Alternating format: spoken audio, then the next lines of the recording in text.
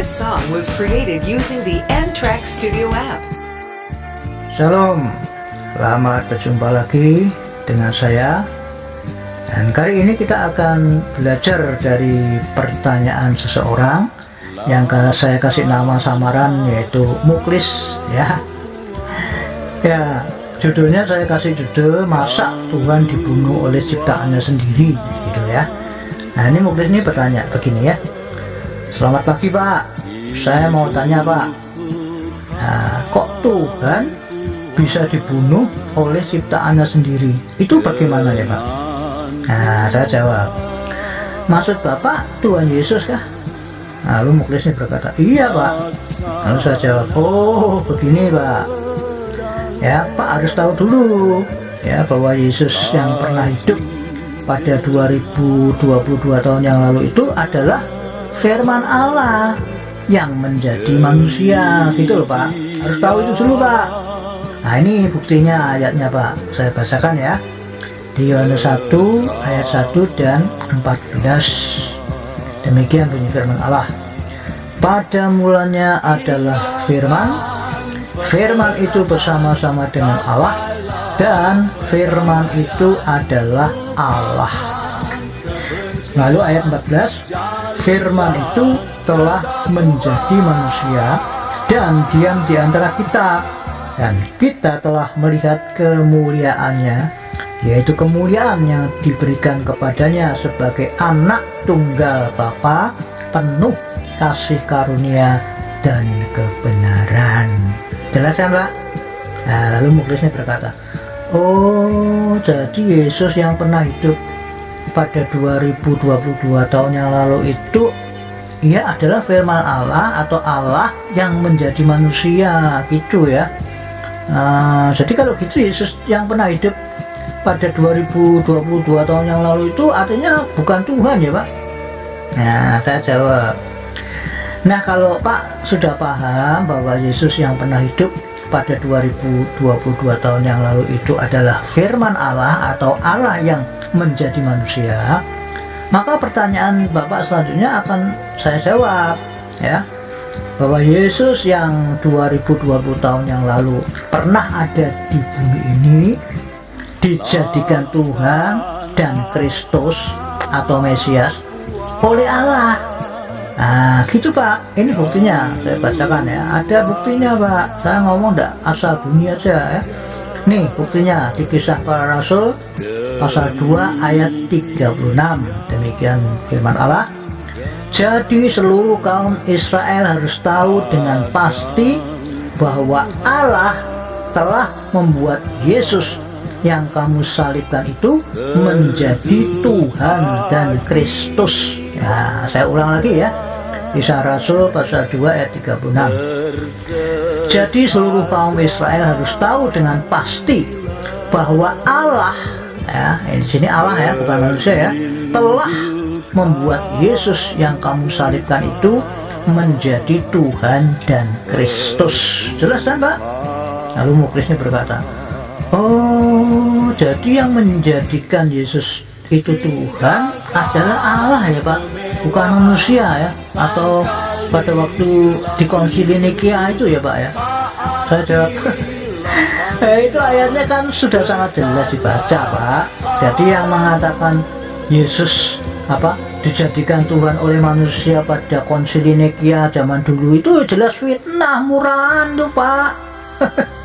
Artinya orang yang berkata kayak gitu itu tidak pernah membaca Alkitab Pak, gitu loh.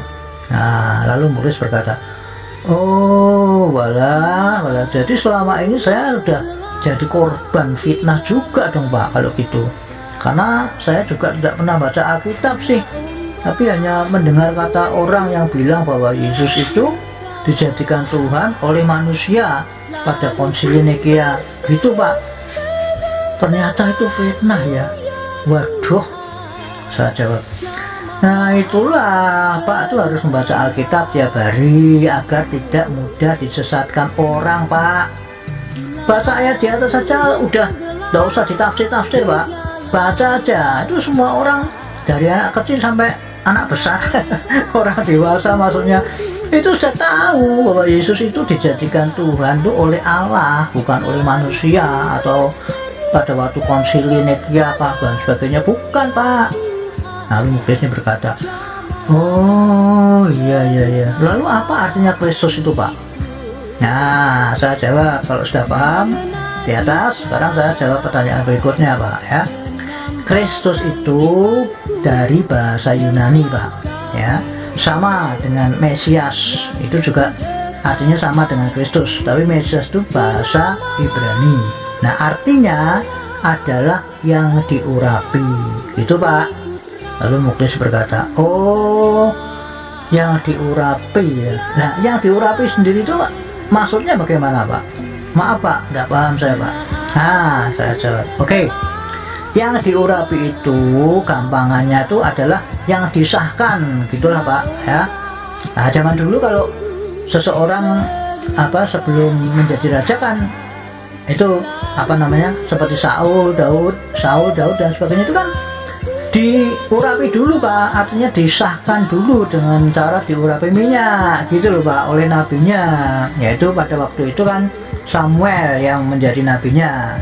Nah itu zaman dulu seperti itu Pak ya. Ini ayatnya, buktinya ada, Saul diurapi menjadi raja. Di mana itu?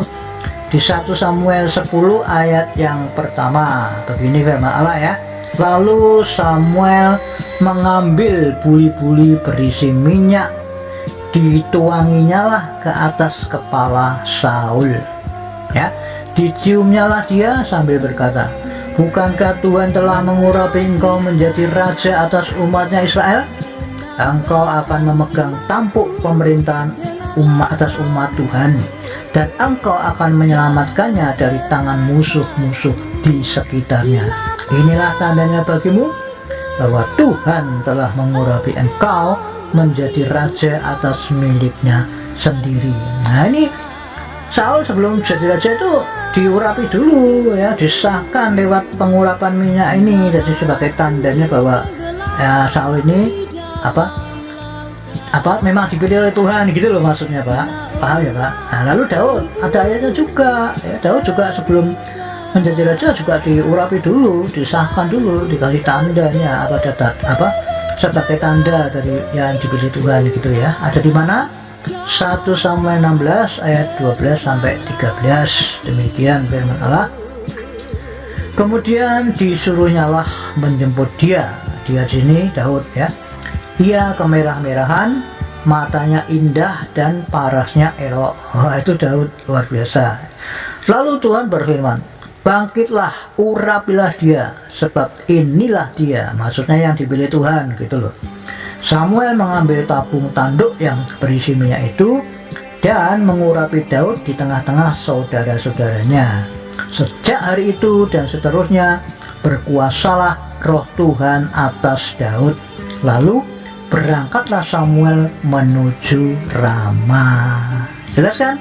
Lalu muklis berkata, oh iya ya, jadi kalau gitu Yesus Kristus itu artinya apa Pak? Kalau sudah jelas, pertanyaan selanjutnya saya jawab ya. Yesus itu artinya adalah juru selamat ya. Lalu Kristus atau Mesias itu artinya yang diurapi. Nah jadi Yesus Kristus artinya ya juru selamat yang diurapi gitu kan Pak, atau disahkan atau dipilih oleh Allah gitu loh. Lalu muklis berkata, oh gitu, wah baru tahu sekarang saya Pak. Jadi Yesus Kristus itu adalah Tuhan ya Pak, bukan Allah ya. Nah ini pertanyaan lanjutan ya, saya jawab bukan Pak ya. Sudah saya katakan di atas bahwa Yesus Kristus yang pernah hidup pada 2020 tahun yang lalu itu adalah firman Allah atau Allah yang menjadi manusia gitu Pak. Hal ini sudah saya tulis di atas atau sudah saya kasih tahu di atas, ayatnya ada di Yohanes 1 ayat 1 dan ayat 14 itu kan Pak.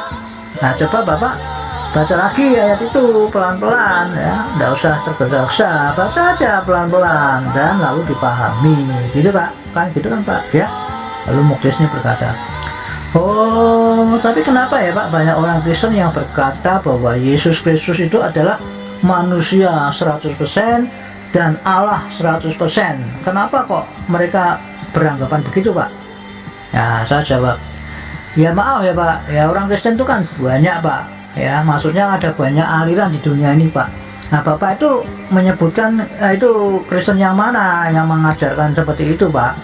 Lalu Muklis ini berkata, ya saya nggak tahu Pak, saya tahunya sering mendengar, sering membaca dari Facebook, dari WhatsApp, dari mana-mana. Orang Kristen itu mengatakan seperti itu Pak, bahwa Yesus itu 100% manusia dan 100% Allah, gitu Pak. Nah, tapi dari aliran mana ya nggak tahu saya Pak. Jadi yang benar tuh Yesus Kristus itu siapa tuh Pak?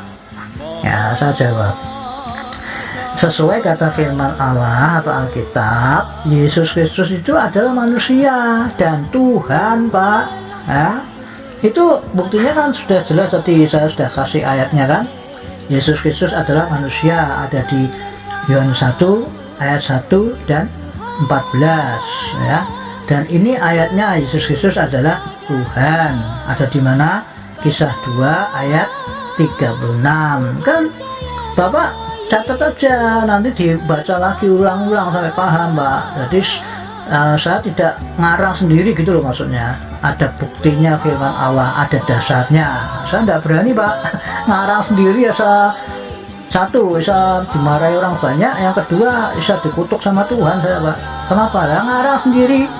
Alkitab atau Allah tidak pernah membicara seperti itu, kok saya berani ngomong di luar Alkitab, akan artinya saya ngarang sendiri Pak. Waduh, tidak berani Pak. Jadi artinya siapapun dia kalau berbicara itu harus ada dasar firman-Nya, maksud saya gitu loh Pak.